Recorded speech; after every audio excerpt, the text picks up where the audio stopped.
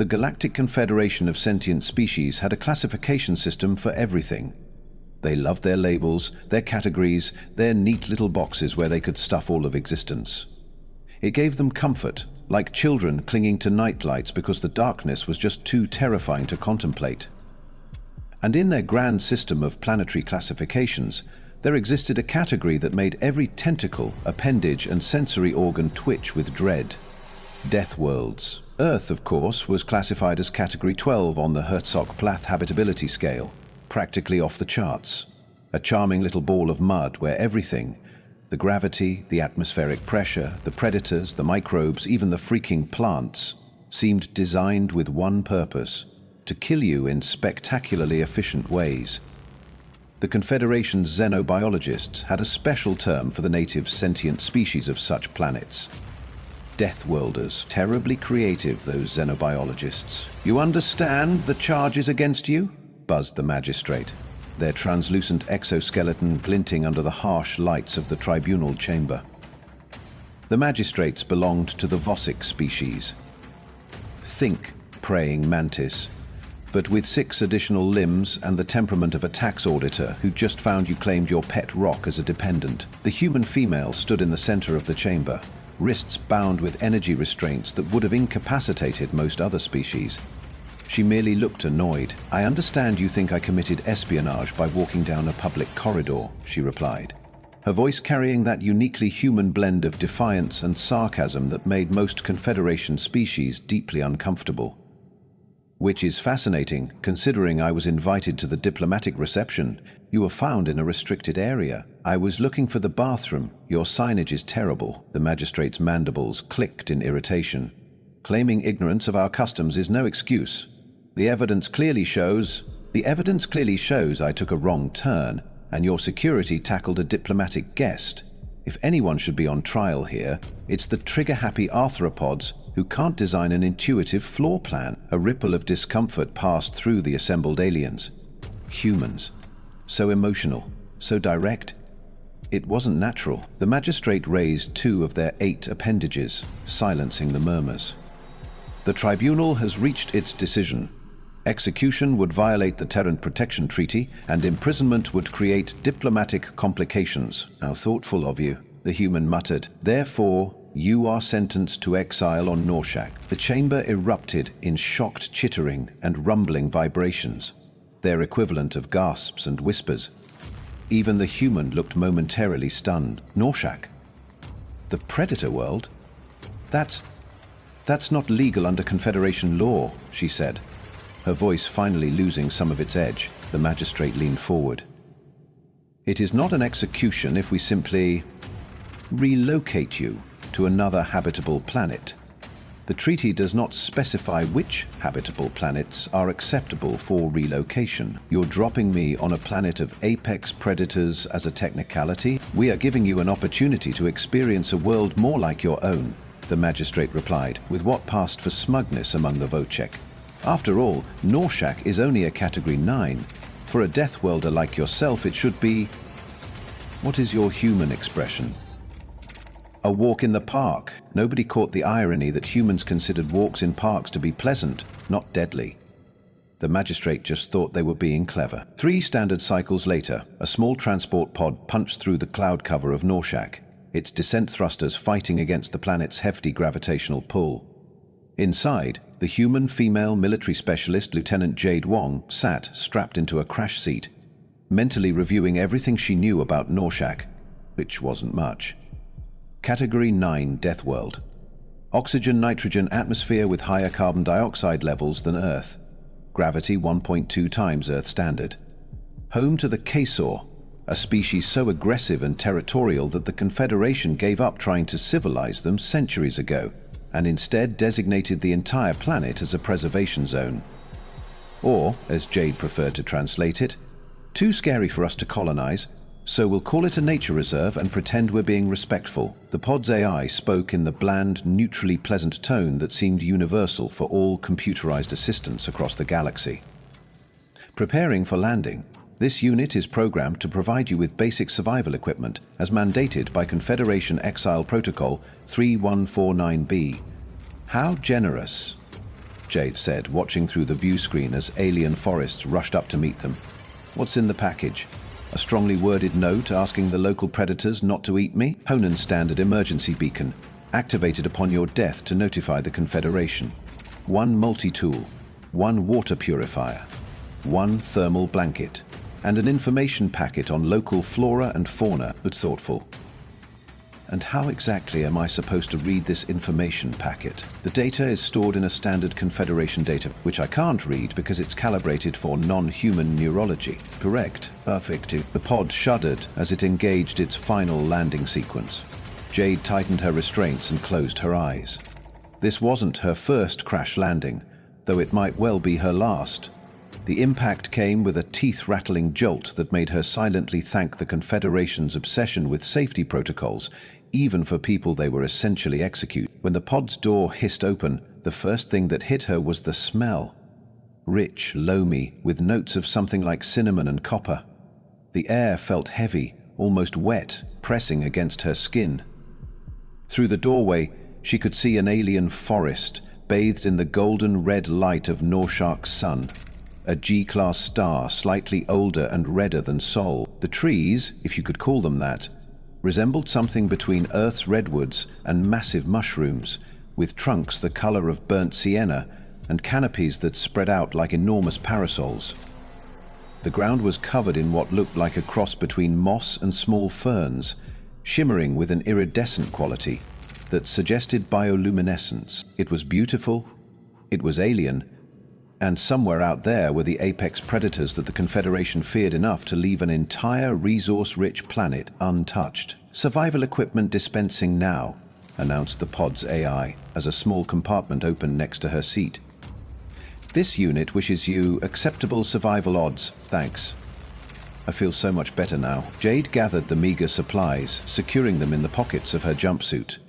The beacon, a small device no larger than her thumb, she regarded with particular contempt before reluctantly attaching it to her collar. It would only activate when she died, sending a neat little signal to the Confederation that their problem had been officially eliminated.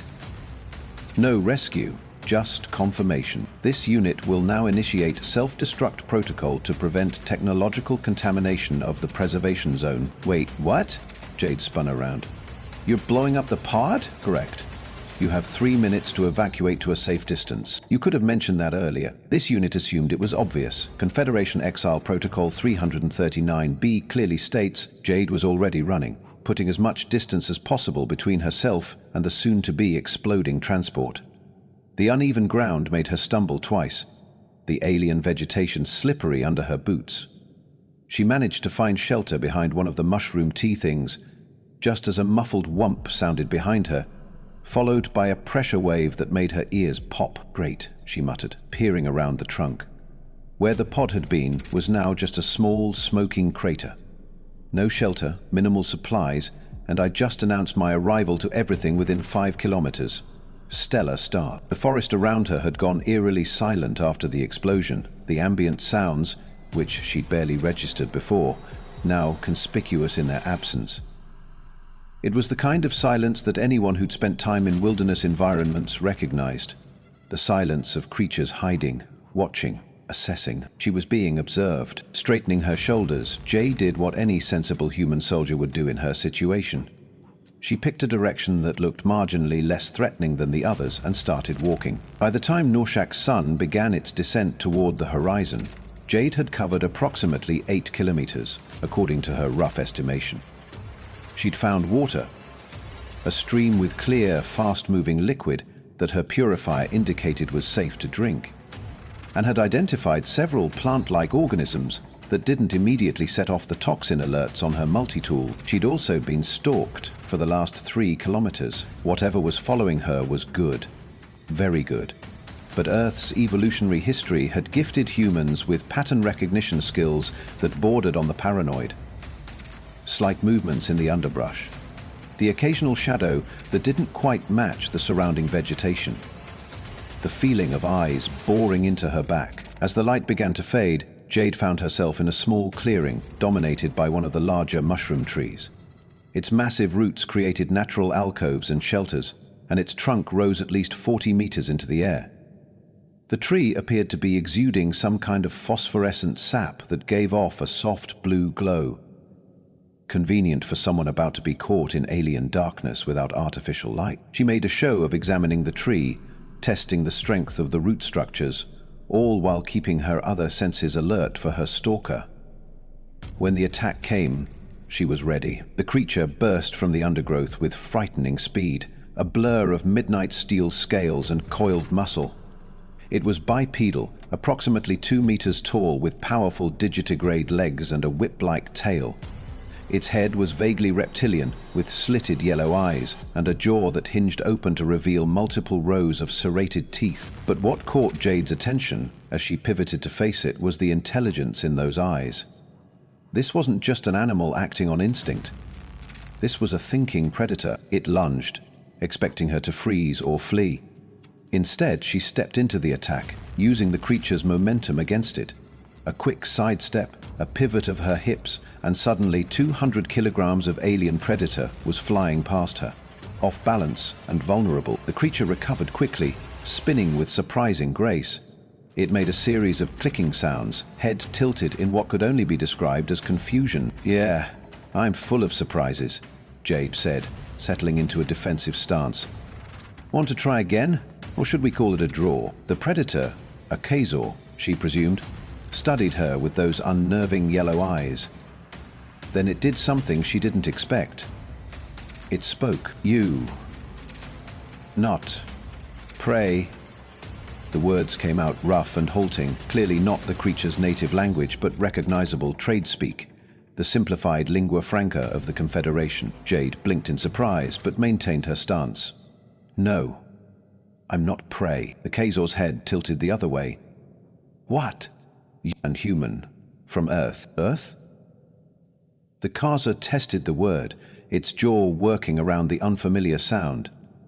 "Why? Here, I was exiled. Dropped here to die." It sparked a reaction, a low rumbling sound that vibrated the air between them. It took Jade a moment to realize the creature was laughing. "Soft skins think. Norshack death for you, apparently." The Khazor made a gesture with one clawed hand that might have been dismissive. "Soft skins. Stupid. On that," Jade said, slowly straightening from her defensive position. "We are in complete agreement." And that, improbably, was how Jade's first contact with the supposedly savage apex predators of Norshack ended. Not with a fight to the death, but with mutual contempt for the Confederation. The Khazor called himself Raz. At least, that was the closest approximation Jade could manage with human vocal cords. He led her deeper into the forest as night fell completely, moving with predatory grace through terrain that would have been challenging for her to navigate alone in the dark. They arrived at what appeared to be a settlement. A collection of structures built into and around a grove of the enormous mushroom trees. The dwellings were a blend of natural materials and what looked suspiciously like salvage technology, illuminated by the same bioluminescent sap she'd noticed earlier. "Your home?" she asked as they approached. "Hunt clan home," Rask corrected. "My clan." As they entered the settlement, other Khazor emerged from dwellings and shadows. They varied in size and coloration, some with scales that shifted from blue to purple, others with patterns of striping or mottling. All of them moved with the same controlled power that Raz displayed, and all of them watched Jade with intense curiosity. One Khazor, larger than the others, with scales so dark they absorbed light rather than reflected it, stepped forward.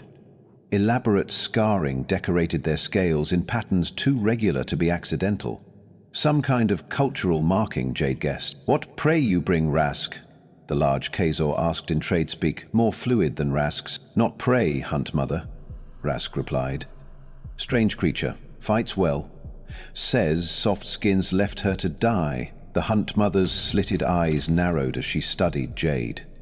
"Soft skins fear us, avoid us. Now they send us what? Gift? Challenge?" "Neither," Jade replied, meeting that predatory gaze steadily. "They sent me as punishment. They don't expect me to survive. Yet you fought Raz to stand still." "I've had practice with predators." The Hunt Mother made the same rumbling laugh that Raz had earlier. What is your name, strange creature? Lieutenant Jade Wong, Earth Defense Force. Hunt names, battle titles good. The Hunt Mother nodded approvingly. I am Viska, mother of Night Hunt clan. You will tell us of these soft skins who think our world is punishment. You will tell us of your world that makes warriors who can match Khazor. It wasn't quite a request. Over the next several days, Jade found herself in the bizarre position of being neither guest nor prisoner among the Khazor.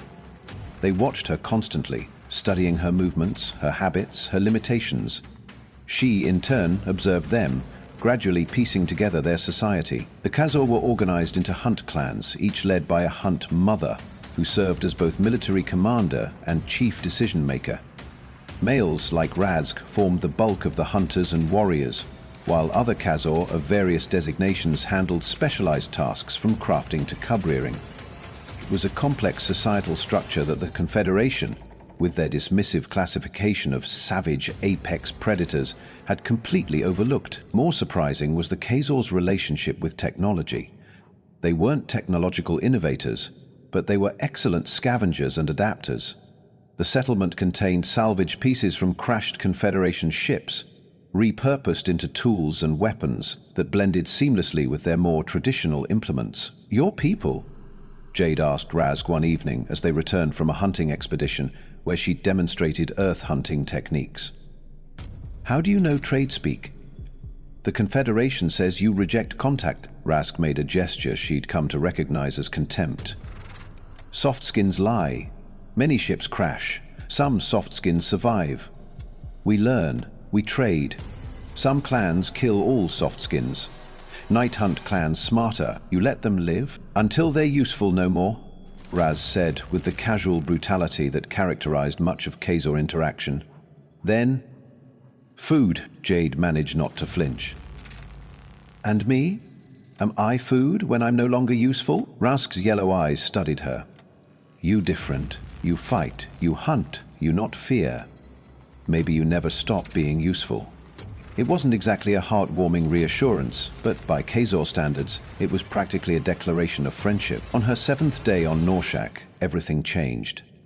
The morning began with an unusual commotion in the settlement. Khazor warriors were gathering, checking weapons, moving with purposeful urgency. What's happening? Jade asked Viska, who was overseeing the preparations. Grakish come, the Hunt Mother replied grimly. Bad timing, Grakish. Other predators. Not smart like Khazor. Not smart like you. Just hungry. Many teeth, many claws. Every 10 seasons they swarm, move across hunting grounds, eat everything. A migration? Yes. Migration. Bad one this season. Too many. Jade frowned. How do you usually handle these migrations?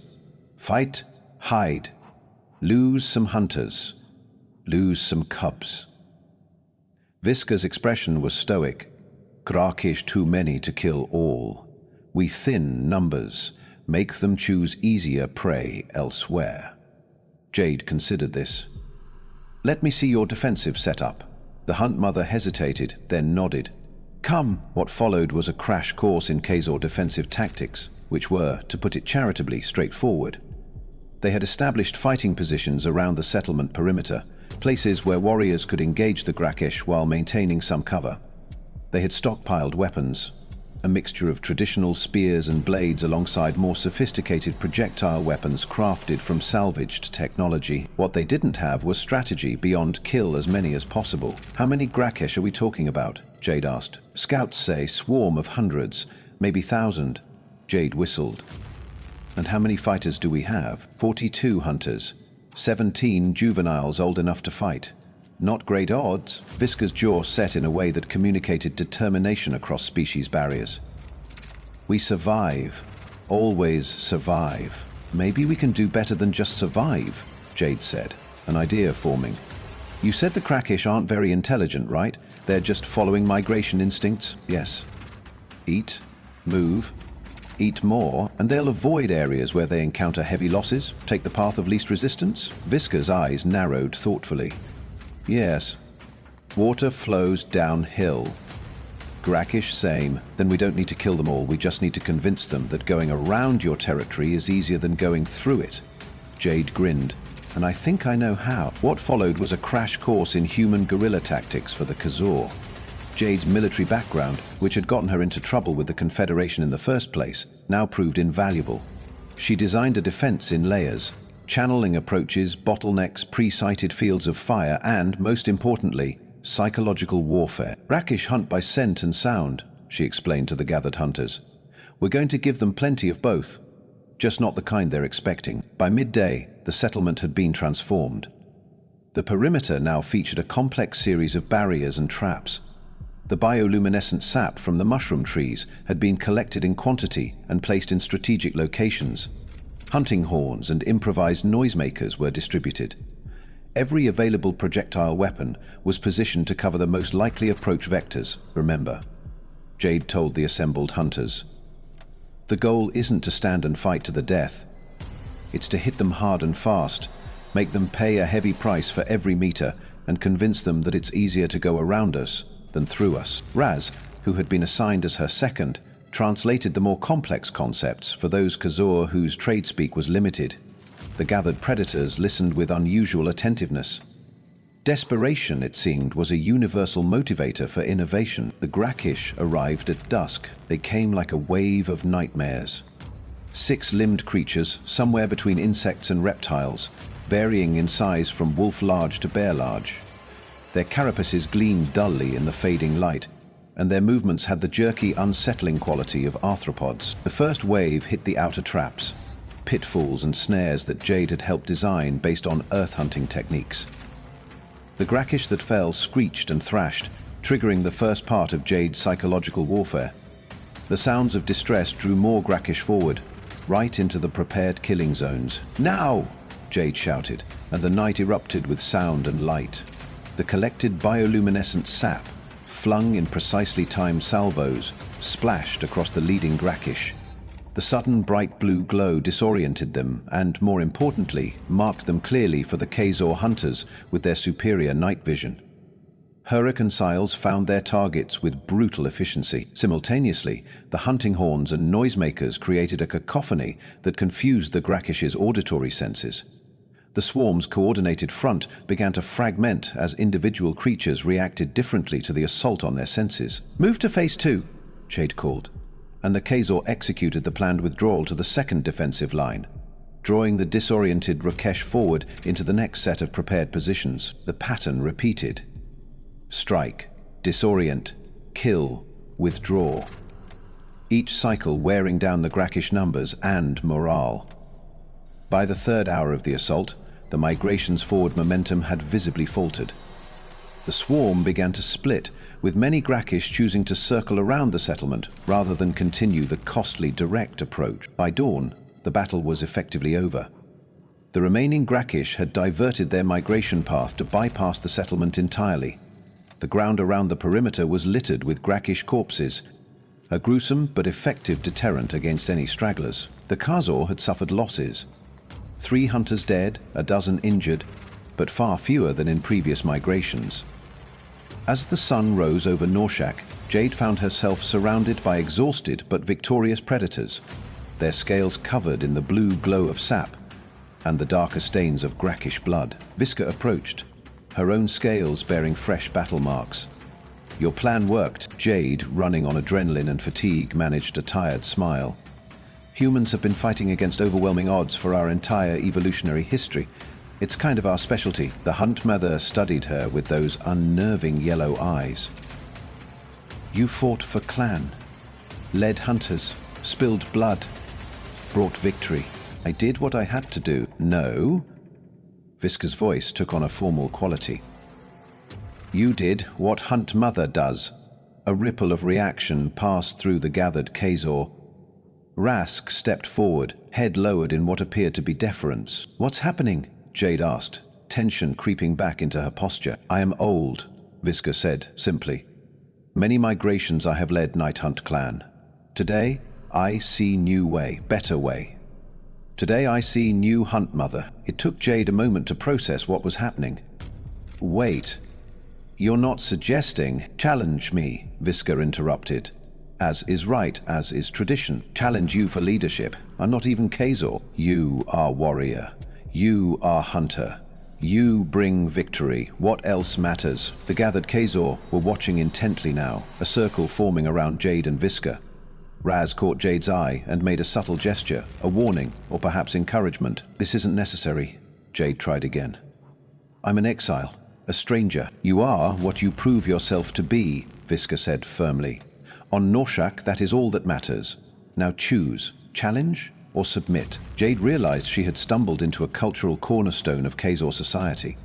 Leadership was proven, not inherited or elected, and somehow, in organizing their defense, she had inadvertently demonstrated leadership qualities that the Khazor respected. She could refuse, submit, as Visca put it. But what would that mean for her future here? The Confederation had sent her to die. Going back wasn't an option, even if she wanted to. This was her life now. What does this challenge involve? She asked, cautiously. Visca's mouth curved in what might have been a smile, showing rows of serrated teeth. Combat. First blood, not death. I am not fool. You kill me, clan suffers. You draw first blood. You prove dominance. You become Hunt Mother. Jade considered her options. The rational part of her brain screamed that this was madness, challenging an apex predator to ritual combat. The soldier part calculated her odds, noted Visca's injuries from the battle, her greater age, her possible overconfidence, and a third part, a part that had been shaped by the past week on this world of predators, recognized the opportunity. As an outsider, her position was tenuous. As Hunt Mother, she would have stability, authority, the ability to not just survive, but potentially thrive. I accept the challenge, she said finally. The combat was brief but intense. Visca was indeed older, slightly slowed by the night's battle, but she was still a Khazor, evolved as a perfect predator on a world of predators. Her strength, speed, and natural weapons should have made it an unfair fight, but Jade was human, a Deathworlder, the product of an evolutionary crucible that had produced a species that could adapt to almost any environment, any challenge. What she lacked in natural weapons, she made up for in technique, experience, and, most importantly, unpredictability. When it ended, it was Visca who bore the first blood, a clean slice across her shoulder from Jade's salvaged blade. The gathered Khazor fell silent as the two combatants separated, breathing heavily. Visca straightened, yellow eyes gleaming with what might have been approval. First blood to the challenger, the Hunt clan witnesses. As one, the assembled Khazor dropped into crouches, heads lowered. Even Razg, who had become something like a friend, assumed the posture of deference. Rise, Jade said, feeling distinctly uncomfortable with the display. We still have work to do. The settlement needs securing, the injured need care, and we should harvest those Grakesh carcasses before they attract scavengers. The Khazor rose and dispersed to their tasks with new energy. Visca remained, regarding Jade with a complex expression. You will change things, the former Hunt Mother said. Good. Change needed. Too long we fight, survive, nothing more. You bring new ways. I don't know your traditions, your customs. You learn. I teach. Visca gestured to the settlement beyond. Night Hunt clan strong. Now stronger with new Hunt Mother who thinks different. 2 months later, a Confederation survey ship entered orbit around Norshack on a routine check of preservation zones. Their scanners detected an anomaly. The energy signature of the emergency beacon that had been attached to the exiled human. Beacon is active, reported the sensor officer. Life signs negative. The human female is confirmed deceased. The captain nodded, making a note in the ship's log. As expected, no Deathworlder or not, survival on Norshack was a statistical improbability. Mark the case as closed. Sir, the communications officer interrupted. We're receiving a transmission from the surface. That's impossible. The Khazor don't have. It's on a Confederation frequency, sir, audio only. The bridge fell silent as the captain signaled for the transmission to be played. Confederation vessel, came a human female voice, tinged with static but unmistakable. This is Jade Wong, formerly of Earth. Just wanted to let you know that your little execution by Exile didn't quite work out as planned. The bridge crew exchanged shocked glances. In fact, the voice continued with unmistakable satisfaction, As the newly recognized Hunt Mother of the Night Hunt clan, I'm informing you that Norshack is no longer accepting unauthorized visitors. Any further intrusions into our territory will be considered hostile actions and responded to accordingly. This is impossible, the captain sputtered. The beacon... Oh, the death beacon? I removed it and activated it manually. Seemed like the simplest way to let you know that your human problem is officially dead. At least as far as the Confederation is concerned. Long live the Hunt Mother. The transmission ended, leaving the Confederation crew in stunned silence. In the settlement below, Jade handed the salvaged communication device back to the Kazor technician who had helped modify it.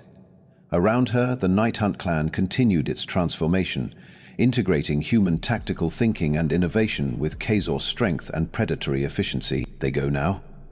Rask asked, looking up at the sky where the Confederation ship was visible as a moving point of light. They'll go, Jade confirmed with a satisfied smile. And they'll tell others to stay away, which gives us time. Time for what? Hunt muttered. Jade watched as young Kazor practiced new hunting techniques she had introduced, as others worked on improved dwellings and defenses, as the clan grew stronger under her leadership. Time to build something the Confederation never imagined possible, she replied. A human Kazor alliance that will eventually make them regret ever hearing the word Deathworlder. Rask made the rumbling sound of Kazor laughter. Soft skins throw away strongest ally, find strongest enemy instead. Exactly, Jade agreed, feeling the weight of her new role and the possibilities it presented. The Confederation thinks they know everything, have everything neatly categorized and controlled. They're about to discover just how wrong they are. Above them, the Confederation ship broke orbit, retreating from the Death World where their perfect classification system had collapsed, where the apex predators had found their queen and a Deathworlder had found her throne. Exactly 4,500 words. Just as the Confederation liked their neat categories, some specifications were meant to be precisely followed.